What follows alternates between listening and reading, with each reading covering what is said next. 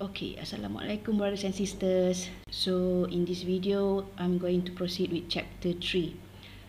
So chapter 3 is about diode circuits. Okay, so the first one is the rectifier circuit. So a rectifier is placed after a transformer. Okay, so a transformer is where we got the power, and then this is what we refer to as the step down transformer. So step down transformer is where this is the main power. Then after that, the power will be reduced by a ratio. Okay, so I'm going to talk about that later. So this is where your rectifier circuit will be placed. It is right after the transformer. Okay, so you can see here, basically a rectifier circuit is a process of converting and alternating voltage into one polarity. So you can see here, this is an alternating voltage, okay, and this is the one polarity. So we have the positive cycle and negative cycle. So rectifier will convert the alternating voltage into one polarity. So I can get another output which is maybe all negative cycle, right? So as I mentioned just now, the transformer here, okay, so this is a primary voltage. So if you see previously in the previous slide, this is a very large voltage, 120 volt, okay. And then after going through this step down transformer, this secondary voltage Vs will be lower. So it will be lower by a ratio of N1 over N2. N1 over N2 is the number of turns of the coil in the transformer. Okay, so you need to remember this formula: Vp over Vs, primary over secondary, must be equal to the ratio N1 over N2. That's how you can calculate the secondary voltage. So it is the secondary voltage that is going to be fed to the rectifier circuit. So other parameters that we are going to cover is the peak inverse voltage and duty cycle. So I'm going to cover this later as we go through the slides. Alright, so let's go through first type of rectifier, which is the half wave rectifier. Okay, so a half wave rectifier, basically the circuit, remember this is your transformer. So this is your transformer just now. Okay, so your rectifier circuit is just this part. Okay, so a diode connected to a resistor, and then the output voltage is measured across the resistor. Okay, so let's say the diode has a turn on voltage of V gamma. So it means it can either be model 2, which is this one, or model 3. Okay, whatever it is, your diode will turn on when the secondary voltage ni, Vs, is bigger or equal to V gamma. Okay, so just imagine that this is your sine wave. This is your Vs lah. So let's say this sine wave has a peak value of let's say 5 volt. Okay, so the sine wave equation is 5 sine theta. As the value of the voltages increase with time, it will reach a point where your Vs equivalent to V gamma. Okay, at that particular point, okay, so I'm going to call this theta 1. So at that time, your diode will turn on and it will take the value Vd. So when the diode turn on, means that current will flow and you will get a voltage across your R, because if your diode is off, it will be open circuit. So when it's open circuit, no current will flow, so the output voltage will be 0, V equivalent to IR. So if I is 0, your voltage across R will be 0 as well. So now your diode is turned on. So what you can do is you can do your KVL. Okay, so you do KVL here and you will get this equation. Okay, so when you do that, you will get Vd plus Vout minus Vs. Okay, so as I rearrange this equation, okay, I will get this one, Vout equivalent to Vs minus Vd. So this, as I mentioned just now, okay, is the Ohm's law. Vout equivalent to the diode current multiplied by R. Because all these are in series, okay, so the diode current is also the same current flowing through your R. So Vout equivalent to diode current ID multiplied with R. So as I have mentioned to you, let's assume that your Vs is a sine wave, okay, and the equation is 5 sine theta, which means that the peak value occurs at pi over 2 or 90 degrees. So the peak value is 5 volt, okay. So as your Vs increases from 0 until it reaches V gamma, which is the turn on voltage of your diode, so at that particular point is theta 1. So from 0 to theta 1, your Vs is less than V gamma. So what happened is that your diode is off. So at that particular duration, okay, from 0 to theta 1, your diode is off, which means that there will be no current flow. So because V out is equivalent to IDR, so if there is no current, your V out is 0 volt. So from 0 to theta 1, the output voltage is 0. Okay? So from theta 1, your Vs has reached V gamma, and then as the angle becomes bigger, so does the value of your Vs. So Vs will be bigger than V gamma, and then therefore your diode will continue to turn on and provide the output voltage. So the output voltage is given by the equation V out equivalent to Vs minus Vd, which I have explained in the video. Okay, so your output voltage will be equivalent to 5 sine theta minus Vd, which means that your V out is also a sine wave equation, and it will take the figure of a sine wave as well. So it will take a sine wave shape until the peak value here, okay, and then it will go down as well until it comes to a point where this here is another V gamma value, and this is called theta 2. So from theta 2 onwards, okay, this portion of your Vs is less than V gamma again. So at that time, this occurs and your diode is turned off for the second time at theta 2 onwards. So your output voltage will continue until it reaches theta 2. So this angle is pi, also equivalent to 180 degrees. So from theta 2 to 180 degrees, your diode will turn off again and your V out is 0. Alright, so I'm going to wipe this off. So if you look back at the half-wave rectifier circuit, okay, so this is my secondary voltage. So this is the terminal during the positive cycle, which is this cycle from 0 until 180 degrees.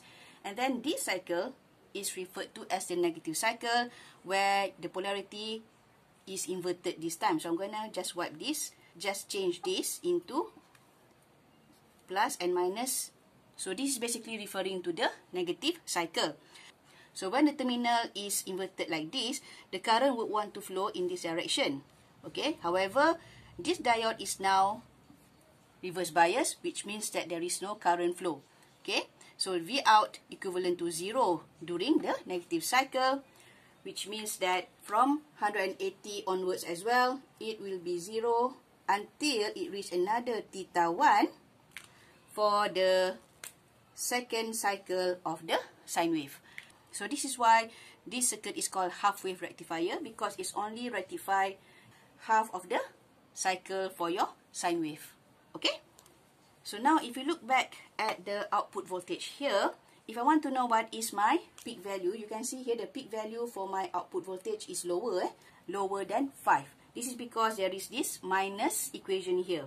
So let's say I deal with model 2 of your diode. So V out equivalent to 5 sine theta minus V gamma. So let's say the V gamma is 0.7. So I will have V out equivalent to 5 sine theta minus 0.7 volt.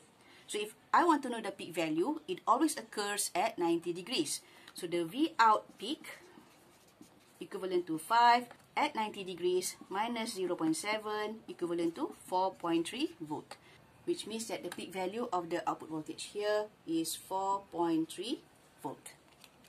Okay? Okay, so the explanation just now is for this slide on how to get the output of your half wave.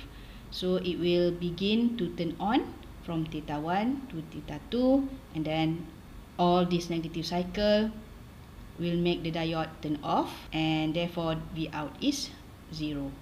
Right? Okay, next let's do one example. So consider the rectifier circuit in the figure below.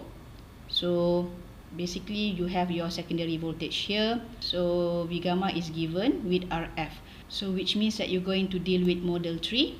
So I'm going to show you on how to solve this using the whiteboard. So this is the circuit of your half-wave rectifier, and the information given is V gamma equivalent to 0.6 volt, RF is 20 ohm, and the secondary voltage is 10 sine theta. So the question asks for two things. First is the peak diode current, and you are asked to sketch the output voltage, which is measured across your resistor. Okay, so now let's solve the first one, which is the peak diode current. So the current will flow in this direction. So let me just label this as ID. So all these components are in series, so same current will flow through your R. Okay, so now your diode will turn on, and it will take the model 3 representative, which is a battery in series with your RF. So let me just redraw this circuit. Okay, so this is my VS, resistor 1 kilo ohm. So my diode now has changed into a battery and a resistor RF. So this is my V gamma, and this is my 20 ohm. Okay, so the output equation of your half-wave rectifier is V out equivalent to VS minus VD. So this is my output equation. So I'm going to wipe this off so that we can have more space. So let me continue here. So V out is equivalent to 10 sine theta minus. So what is VD for model 3? So VD for model 3 is equivalent to V gamma plus IDRF. Okay? The thing is, there is one unknown here, which is my ID. However, I did mention in the video that V out can be calculated using the Ohm's law, IDR, because all these components are in series. Okay? So if I replace this V out with IDR, I will have only one unknown in the equation. Okay? So if I do that, I have IDR equivalent to 10 sine theta minus 0.6 minus ID 0.02. I change my RF into kilo ohm so that I'm consistent with the unit. So ID multiplied by 1, okay, 10 sine theta minus 0.6 minus ID 0.02. I bring ID over, and because I want ID peak, so this is equivalent to 10 at peak value 90 degrees minus 0.6 over 1.02 kilo ohm. So my answer will be in milliampere. The answer is 9.22 milliampere. So it is very straightforward. You know that the equation for the output voltage is V out equivalent to Vs minus Vd. And you have to look at the model. So in this case, it's model 3. So this is the equation for Vd. But if you forgot about this on how Ohm's law related to this resistor, then maybe you will have some problem. But please remember, all these components are in series, so they will have the same current. So we have solved part 1, which is the peak diode current. So now let's do the second part, which is sketching the output voltage. So to sketch the output voltage, so we have to go back to the equation of the output voltage, which is V out equivalent to Vs minus Vd. And so this is 10 sine theta minus V gamma plus ID RF. So I have already calculated ID from the first part, at which we obtained 9.22 milliampere just now. So this I will get 0.7844. Okay, so this is my V out equation. Alright, so now I would like to sketch my output voltage. It is best if you sketch your output voltage together with your input voltage. So if I sketch my input voltage first, which is 10 sine theta which means that the peak value is 10, and this is my minus 10. And so we know that your diode will turn on at theta 1 when it reaches V gamma. So let's just plot theta 2 as well. So basically from 0 to theta 1, it will be 0.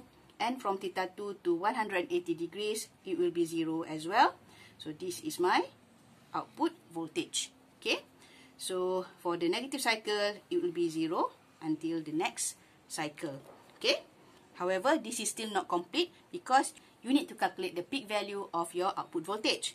So the peak value occurs at 90 degrees. So when you put 90 degrees here in the equation, you will get 9.22 volt. And that is how you present the answer to sketch your output voltage. Okay, so that's the end of part 1 of your half-wave rectifier. So in the next video, I will be presenting on the PIV and duty cycle for half-wave rectifier. Okay, so I will see you then, inshallah. Bye. Assalamualaikum.